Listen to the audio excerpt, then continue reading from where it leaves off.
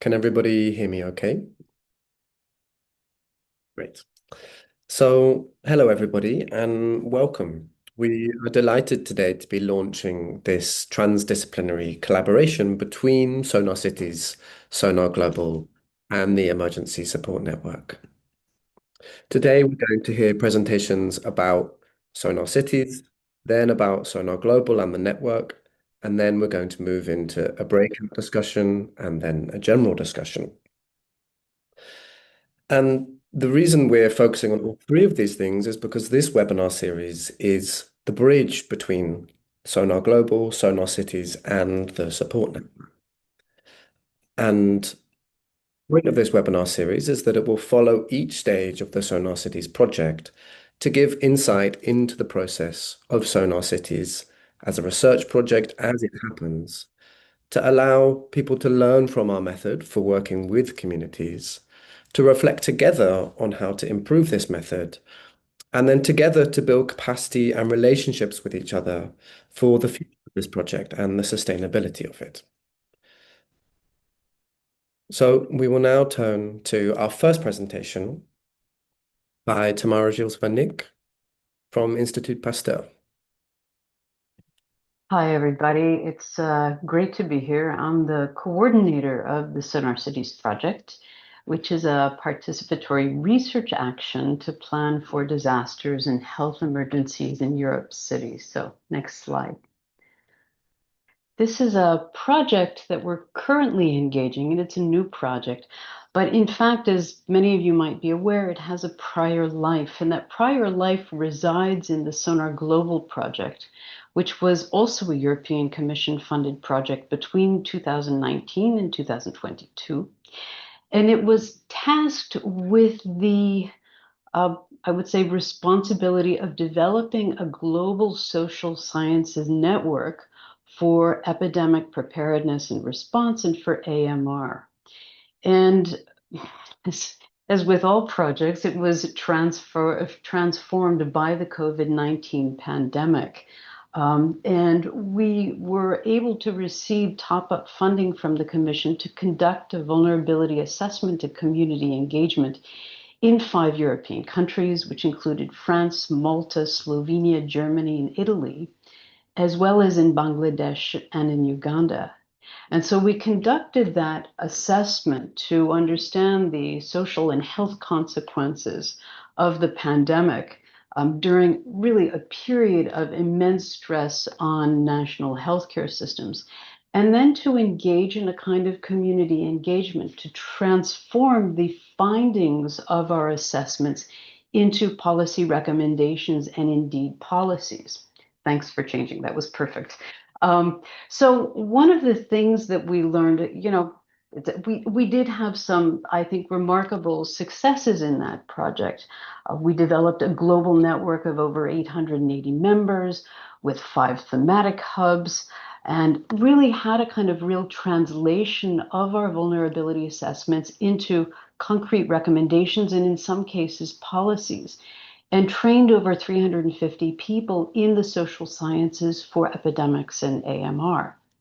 We also, at the end of that, created a legal association, the Sonar-Global Association, which you will hear more about. But we also learned from our mistakes. One is that community or public engagement takes a lot of time. It's not something that can be accomplished in 6 months or even, 9 months. It takes a lot of on-the-ground work.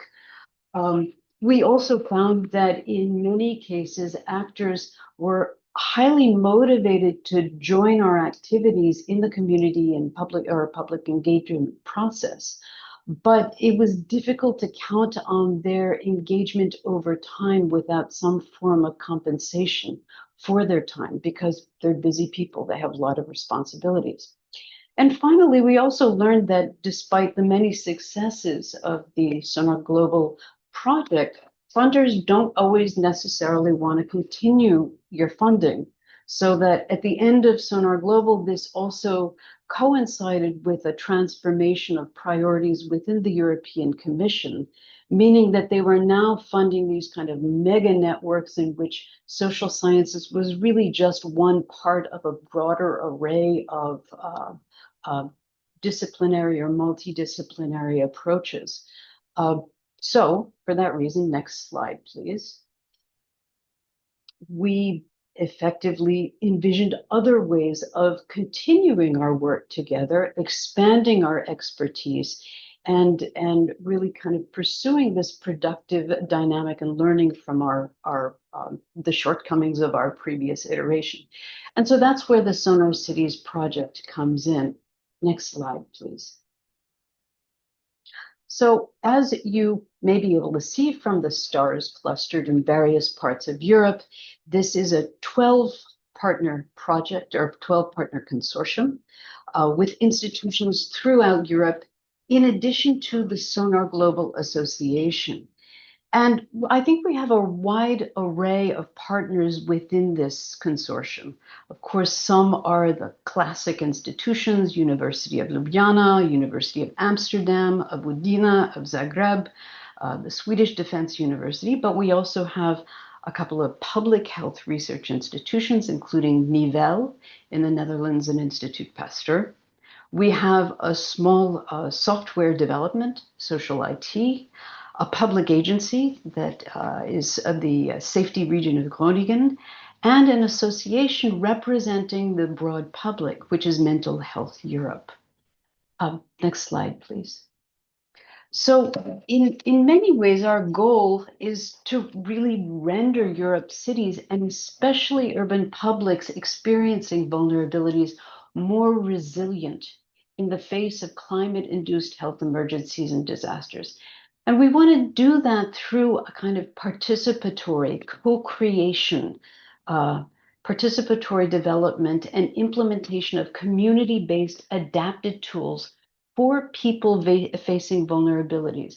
But we also interact with frontline responders and municipal authorities who are working with people who are experiencing vulnerabilities. So we seek to generate, in effect, more inclusive preparedness and response to improve health literacy, crisis communication, risk reduction, and really integrate more effectively a One Health approach for disasters and health emergencies in Europe's cities. Next slide. So just to sort of go dig into a little bit of the rationale for our focus. We do focus particularly on people experiencing vulnerabilities, on climate-induced disasters and health emergencies, and on cities. One of the reasons that we decided to focus on people experiencing vulnerabilities, and we see vulnerabilities as a kind of dynamic risk factors that may be social, they may be health, political, economic, or cultural, that come together at certain moments and lead to an inability to cope. And that results in harm to certain people's health and well-being. And here we're really drawing from the work of David Napier and our former colleagues at University College London. The point about focusing on vulnerabilities is this is not just a small percentage of the populations with whom we all reside.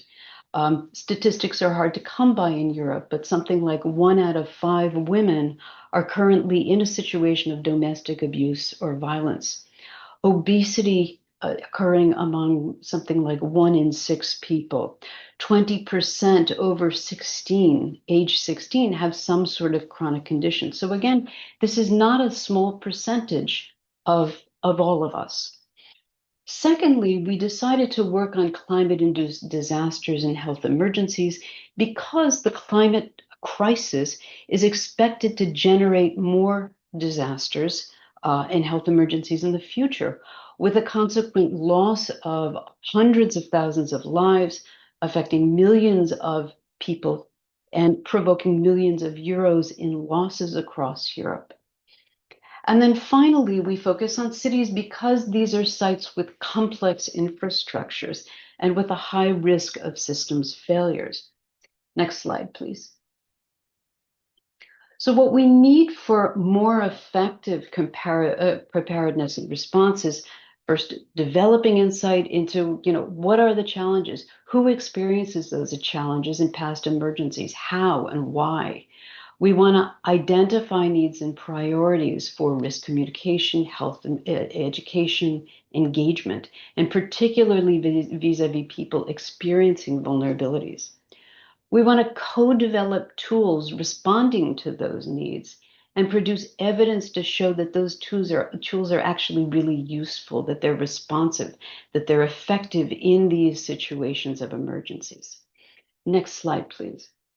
So that, in effect, those needs really have structured our work plan. So we begin, and in fact, many of the teams are actually now finishing up a preliminary research phase in which they've been looking at in their specific cities, a combination of both the experiences of populations experiencing vulnerability during past health emergencies and past disasters.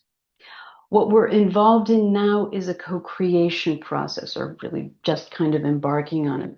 Each city in which we're working is creating a co-creation stakeholder board, which includes representatives from groups experiencing vulnerabilities, associations, local authorities, and the like. Those co-creation stakeholder boards will compose a tool set to be implemented and evaluated in each city. And then we're looking at sustainability. One of those sort of steps in sustainability is, I think, the knowledge platform in which we pool the tools and the resources and the analyses that we've developed. But another is the Social Sciences Emergency Support Network, which will be run by the Sonar-Global Association, and about which you're going to hear a lot more in just a few minutes. Next slide, please. So what we really want to do is to see that the tool set or tool sets that we develop are really effective at shoring up resilience among urban inhabitants who are experiencing vulnerabilities, who are experiencing that incapacity to cope during these moments of crisis. We want to see other cities take up and implement our tool set. This was a European call, but this is actually where what we want to do is mobilize the capacities of the Sonar-Global Association and the Emergency Support Network to reach out to people in other countries around the world, well outside of Europe. So that's sort of goes to speak to our final ambition, which is the fact that we hope that we will be solicited to provide assistance in other disasters or health emergencies elsewhere through this support network. Last slide. So just some final reflections on sustainability. I mean, we've thought a lot about this, partly because of our prior experience and partly because I think we recognize that the European Commission funds lots of different projects, as well as, national funders, and that there are, graveyards of tool sets that exist, tools that are really fantastic but aren't used. And we want to set up some kind of structure to ensure the sustainability of that use. So I won't go through all of these points, but what I think what I would settle on is the last one, is that, it's important to be realistic about sustainability and think creatively about what our alternatives are. And here are solutions which are to develop this association further with the Social Sciences Emergency Support Network. And that's where participants, all of you participants in this webinar today, are really crucial for that success. And, we really hope that we can count on you and draw on your experience, your expertise, and creativity. Thank you. So over to you, Michelle. Thank you, Patrick. And thank you, Tamara, for an excellent introduction of the background and nature of our project Sonar-Cities. including the project where it stems from, the Sonar-Global project. In my contribution, which I prepared with help from Danny de Vries, who had excellent slides on similar topics in the past, I will go deeper into the Sonar Association, the network, but I want to start with going deeper into what social sciences can do when it comes to the typical challenges in disaster response. My name is Michel Dukers. I'm a professor in the University of Groningen, special chair focusing on crisis safety and health, embedded in the behavioral and social sciences faculty. I'm also linked to NIVEL, the Netherlands Institute for Health Service Research. Most of our work is about understanding the impact of disasters, vulnerabilities, and the proper way to address them. Next slide, please, Patrick.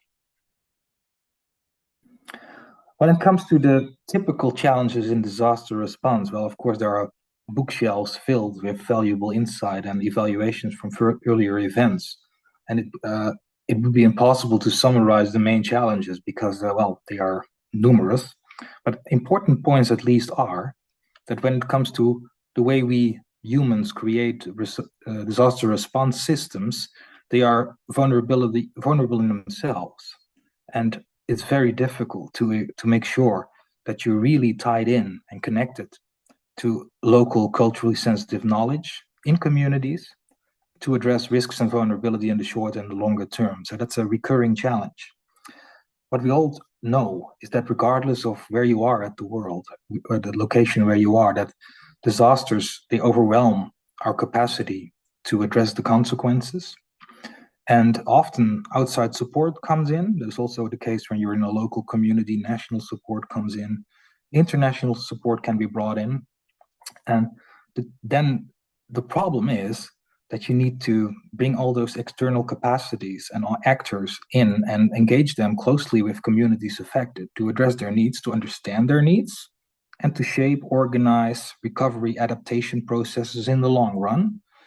And when it comes to more like humanitarian crisis, there the network is typically a global mobile network, moving from emergency to emergency. We have a lot of evaluations showing typical problems that it's very difficult to contribute to long-term adaptation and to really respond to local needs. The general challenge, this is typical in the timeline of disasters. In the beginning, there's a lot of media attention and societal support, but gradually it decreases. So the attention and support is relatively short-lived. Next slide, please.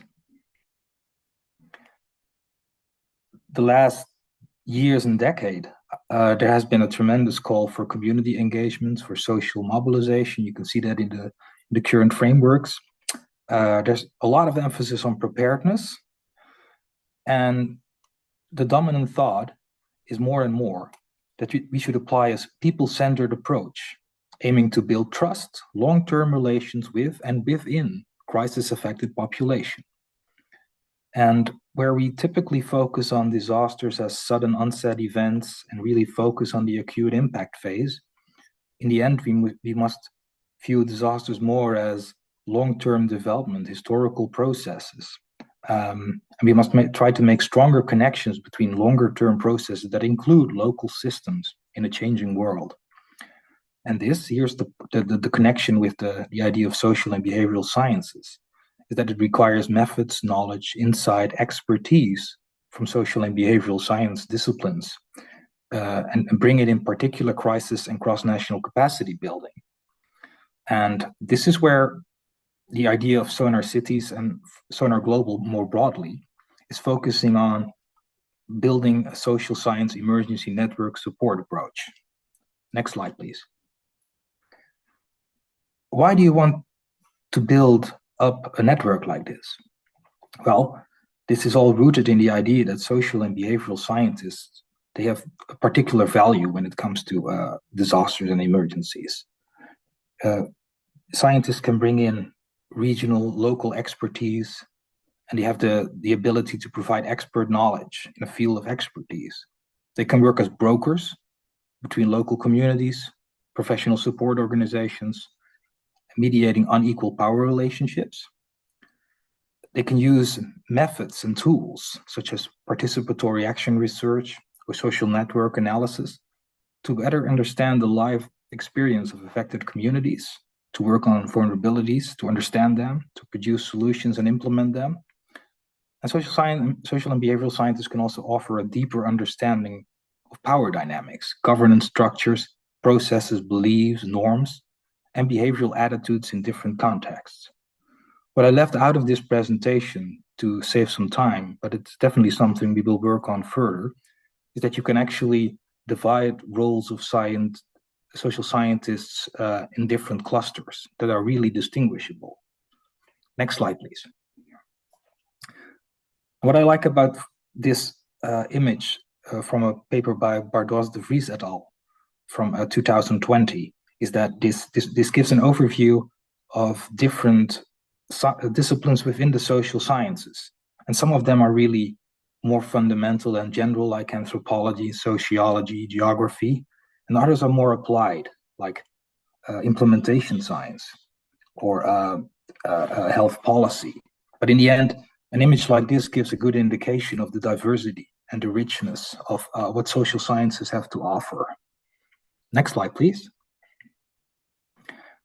Like Tamara already said, there are multiple networks existing throughout the world. We only listed a few here. Good examples of social science networks are the WHO Social Net, Social Science and Humanity in Action, Sonar-Global, of course, the ECDC Lighthouse, the Be Ready Consortium. Well, there's a lot of information you can find on these examples on the internet. And you can also look it back if you want to remind the names again. You can look it back here in this presentation. Next slide, please. This slide is actually an illustration of how the Sonar-Global Association, shown as a bar in orange in the middle of the diagram, how it is linked to existing international projects, including the earlier Sonar-Global project, the current Sonar-Cities projects. If on the right, it's green network hub, the Isidore project, which includes a particular work packages, which is linked on social science, which is aimed at focused on social sciences.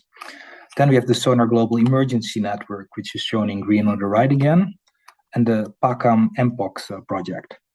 Well, and the idea of Sonar-Global Association, the aim of it, is to expand our global network of social science professionals working on preparedness and response to infectious disease outbreaks and antimicrobial resistance. As a future member, you may help shape and support the role of social sciences in epidemic and disaster preparedness and response. So this is a very short overview of how different projects, networks are linked to the association and the aim it supports. Next slide, please. There's a small error in the title, but it says support network objectives. If you look at the objective of the Social Sciences Emergency Support Network, its primary objective is to supplement existing response support from national agencies, sometimes WHO, UNICEF, Red Cross, MSF, to offer social sciences guidance and professional crisis experience for a locally inclusive health disaster emergency response. And more specifically, the support network can provide practical guidance concerning generic and/or more contextual best practices to be employed during health crises and disasters. It can provide relevant findings or specific tools for citizens, people experiencing vulnerabilities, or first responders to improve crisis response. And it can provide support to national coordinators and actors to share guidance, solve problems, or coordinate activities across borders. Next slide, please. In recent months, we approached colleagues across the world with the invitation to join the network. And this is an activity we'll continue in the nearby future. And later on, we will include a link to a page where you can enlist yourself. I think it is a good idea to paste it in the chat eventually. But what I'm showing here is the first result of 190 new members who enlisted recently. And you can see, for instance, the differences in the areas of expertise. So that many of them have a background in anthropology, public health, and epidemiology. So it would be interesting to see how this further evolves. Next slide, please. What we also know from the new members is that they have a professional expertise with different types of disaster response, ranging from complex humanitarian crisis, slow onset hazards, which is really a new theme in the literature, of course, rapid on-site environmental hazards, technological or industrial hazards, and most of them still have a background in infectious disease outbreaks. Next slide, please. This is my last one that already shows you an idea of the different roles you can distinguish for social scientists in disaster and emergency context, which is still work in progress. But I think that the main message from my part of the contribution would be that, well, I think it's a challenge to all of us to make social scientist involvement practical, useful, and meaningful. And I really want to invite as many people to join the network. Thank you. Thank you so much, both Tamara and Michelle. So in a second, we're going to go into breakout rooms. And the point of this is really for us to hear from you why you are here today and how you want to participate in the association and or the network. You're very welcome also during the breakout room to raise questions. We won't be answering those in the breakout rooms, but the people facilitating the breakout room will bring those questions back for the more general discussion that we'll have afterwards. So we'll go into these rooms now, and we have until 3 o'clock to do that. So we have a good half an hour to hear each of you. So Catherine, when you're ready, could you assign us?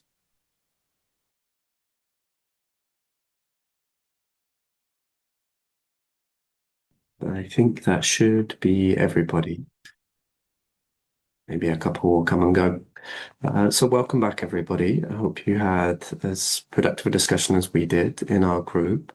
We're going to go now round and hear from the facilitators about what you spoke about, to hear back for the group generally before we head into a wider discussion that Danny will facilitate.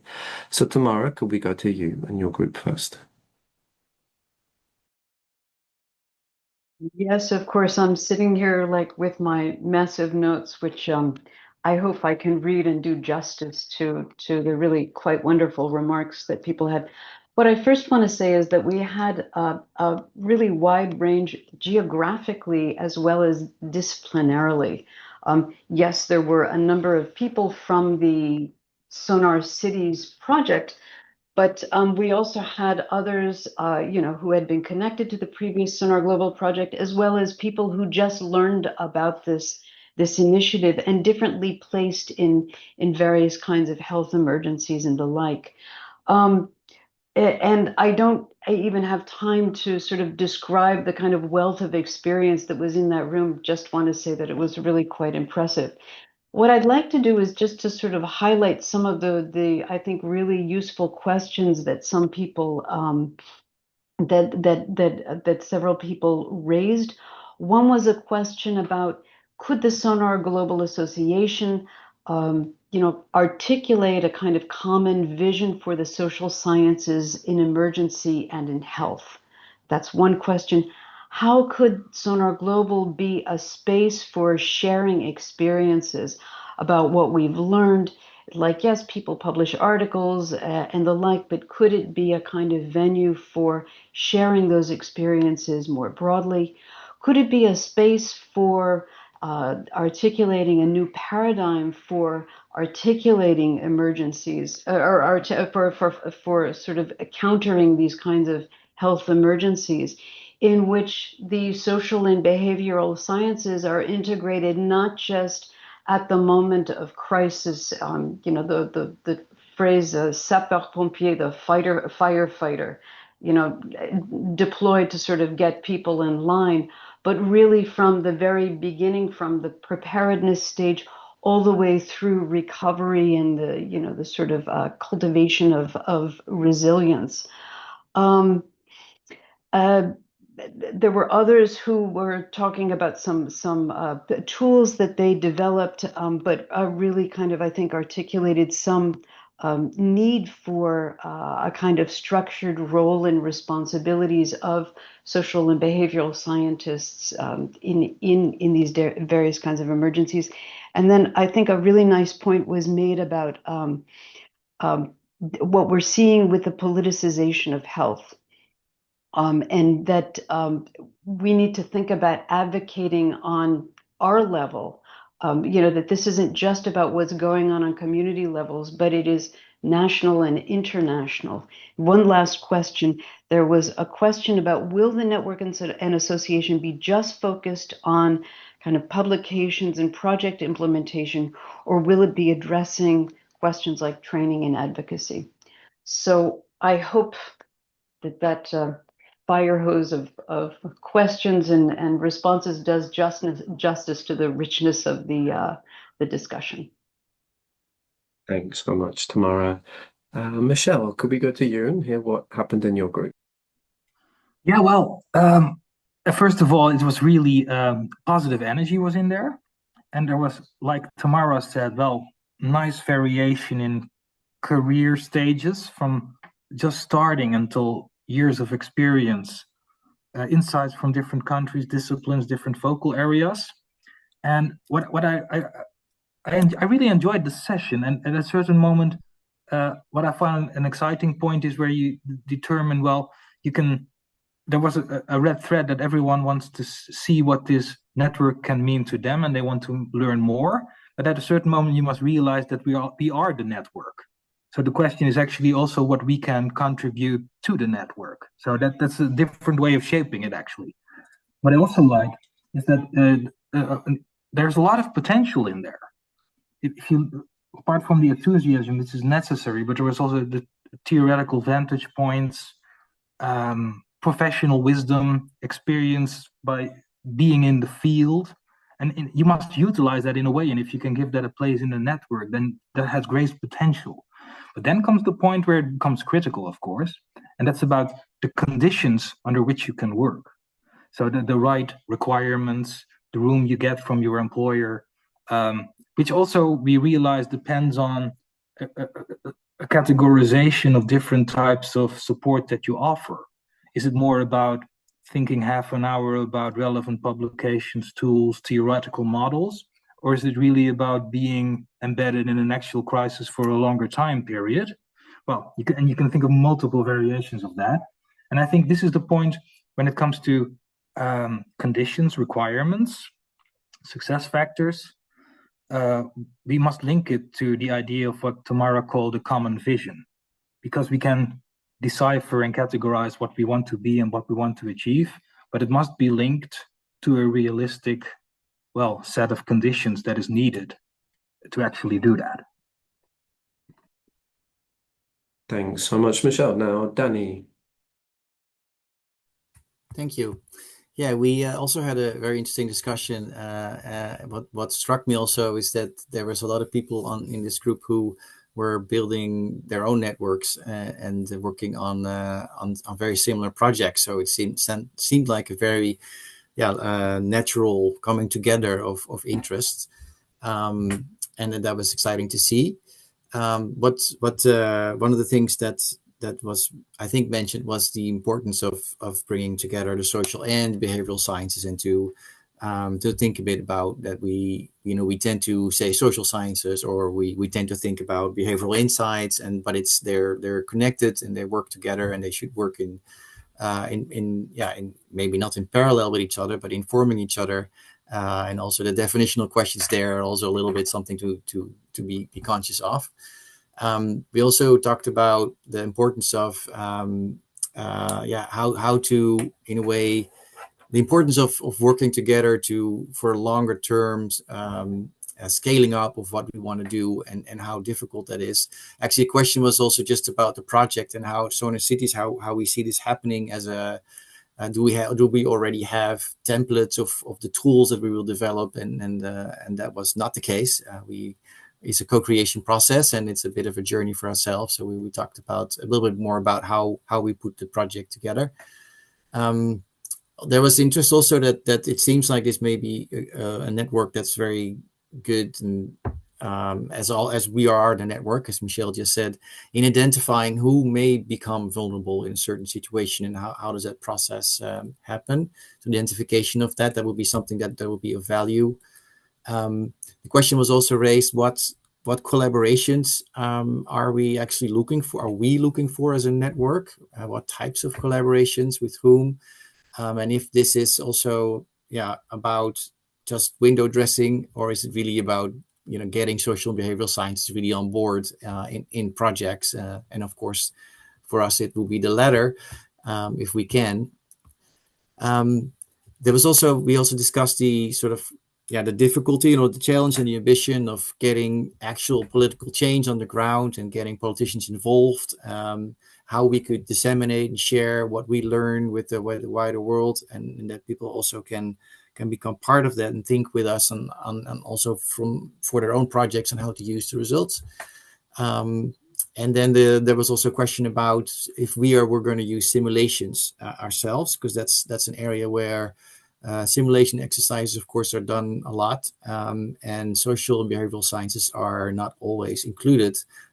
In fact, often not. And so this is actually an area of interest that we should pay attention to make a difference potentially. So that was, I think, I know, sure we talked about more, but it's a bit of a summary of our discussion. Thank you. Then yourself, Patrick. Yeah, so many of the same issues. One of the things I most enjoyed was having people who were completely brand new to the whole idea of the project and the network and the association, and people who were already kind of deep into Sonar-Cities in different ways on the ground. There was a lot of curiosity and interest from the people who were new. Also a lot of questions about really what concretely will the network and the association do, and how would it be possible to be involved. In that, there's this broader question about what collaborations are possible and what would really enable quick response on the ground. And then also questions about Sonar-Cities, more particular ones, such as what is our theory of change, which of course is related to how then we're seeing the association and the network bring about change. And then also more detailed ones about how we are going about the co-creation as well in the different stages of the project. So was understandably wanting to get deeper into the kind of logistics of what it is that we're actually planning to do here. And similarly, a kind of start of also finding these connections, both from people already working within the project, but also outside, to existing networks and projects already that are already doing very interesting stuff that I'm sure that we can learn from as much as give knowledge to. So now, Danny, I'll hand over to you for facilitating the more general discussion that we're going to have from here, picking up some of these questions. Do you want any of the slides up, Danny, or should we just keep it open like this? I don't think we have slides for this part, but I think we just had one question, so we can just keep it. We can just keep it like this. I think it's better. Yeah, I think that we've heard a number of things, and it's a bit also about the ambitions that we have for the network as a whole, and I think it's really nice to hear Tamara talking about, for example, in her group about could we envision a certain role and also make a more of a common vision and how to achieve that and how to think about that and how to get there. And we have many people now here from all sorts of projects. So the question really is, how do we do that? And is something like the idea that we have of an association that actually will continue if there's no project, because we often are project funded and then the project's over and then it's done. And we would like this momentum to keep on going. So we're thinking about a network, we're thinking about an association that continues beyond the life of project. Is that a good approach, do you think? And what do we need to be doing to make this a reality? What do you see as, what are the challenges and maybe what are the opportunities of this approach? And so I want to just throw it out in the group and anyone. I'm not sure I can easily see who, if you put your hand up, you want to say a few words. And of course, any other questions on the project, please ask them.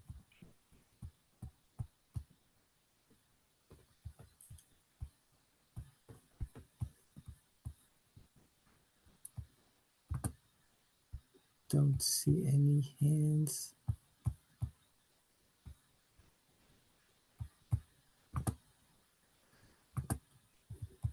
Okay, we can. I don't see any immediate hands, but any questions that we haven't just noted or discussed that you'd like for us to talk about? Nadine, thank you. Hi, everyone. Yeah, we had really good discussions as well in our group. And personally, I think it'd be great to have a network of social scientists who kind of keep the really critical discussions going, think through the ethics of doing this type of work really deeply, but also are involved in actually doing the work. I think at the moment there is a huge disconnect between scholarly engagement with crisis and applied engagement with crisis. And I think bringing those together more would be really, really helpful. Some of us do already work in really applied contexts. So if the network wants to have an arm that also deploys into emergency responses, then I think that would be really worth building. I think we can learn a lot from being engaged in those responses. It gives us, as academics, a unique insight into how those kinds of dynamics work during an outbreak. So I think it's not only a nice thing to do to bring our knowledge there, but it also is an opportunity for us to get access to a field that most of us don't have access to. So I think it's really helpful.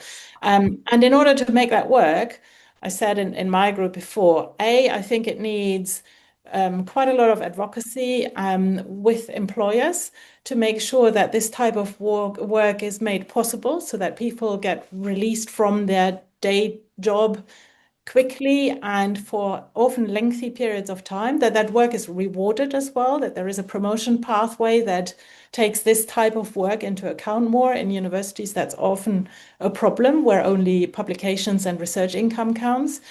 And then in practical steps, I think for the network, if it's not already a Go-On member, to sign up to become a Go-On member to get access to requests for assistance, and then become more, and then think through the steps you need to take to build a deployable roster of people. That needs kind of, safe training, deployment training, getting up to speed with all of the tools and so on.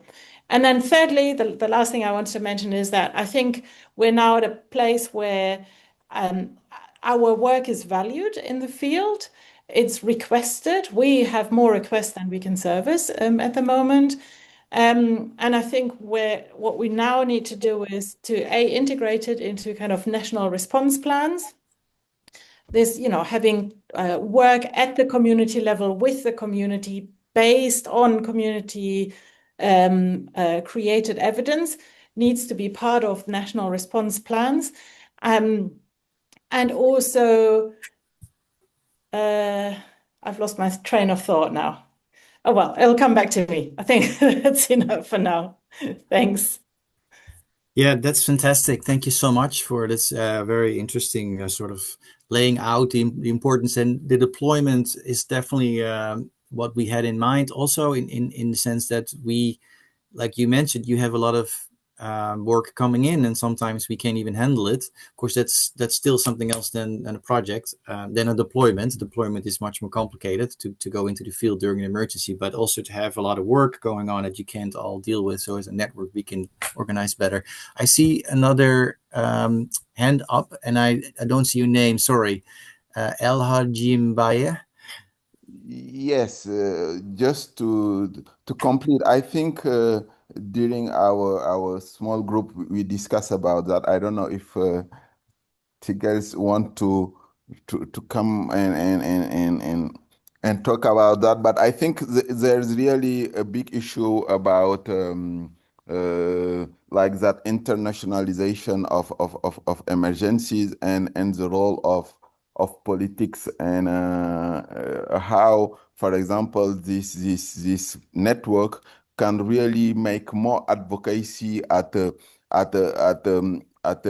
strategic level in order to first of all consider more social science in emergency at the different level and the different step of crisis, first of all, and also advocating for having more resources, more funds to fight against crisis, but international funds, because at national level in different countries, for example, in Africa, there is no enough money to fight against. And what we know so far with US aid in Africa is that now we have a lot of outbreaks without funds because at international level, for example, Donald Trump says we need to be patriotic, nationalist, etc., etc. And so, how social science also can support those kind of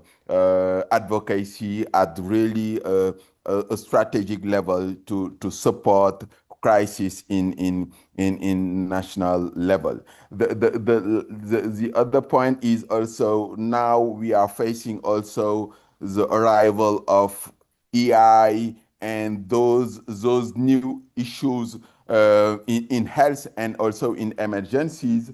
What is the role of social science also to prepare, but also having a critical approach of the role of intelligent artificial intelligence in emergencies, because also it will be also I think a future issues, and how can we prepare also emergencies teams on taking into account that issue of EI. I think these are some problems or some issues. The last is, for example, how we can deploy, and because what we know so far is the international organization are in charge of deploying social science in the field, like WHO, UNICEF, etc. Is it possible, for example, to have convention or MOU or those kind of agreement with those international organizations to for Sonar to be the lead of the deployment of social sciences in the field. That's supposed also to know in different countries and in different regions, for example, in Africa, in Asia, etc., to know who are the social scientists working on emergencies and how, for example, instead of deploying, for example, sometimes they deploy medical doctors to do social scientists. They deploy epidemiologists to do social scientist job. How, for example, Sonar can have those agreements with those big organizations to deploy real social scientists who have the main or a sort of common vision of what is the role of social scientists in crisis, because I think we all do not have the same vision of what is the role of social scientists in emergencies. And I think we really need to build that same visions, that common vision of what must be our role in terms of training, in terms of supporting communities, in terms of advocacy, in terms of writing, for example, tools, etc., in terms of monitoring and evaluation, etc., etc. There's different issues we have, because I talk about that because I was deployed by WHO in different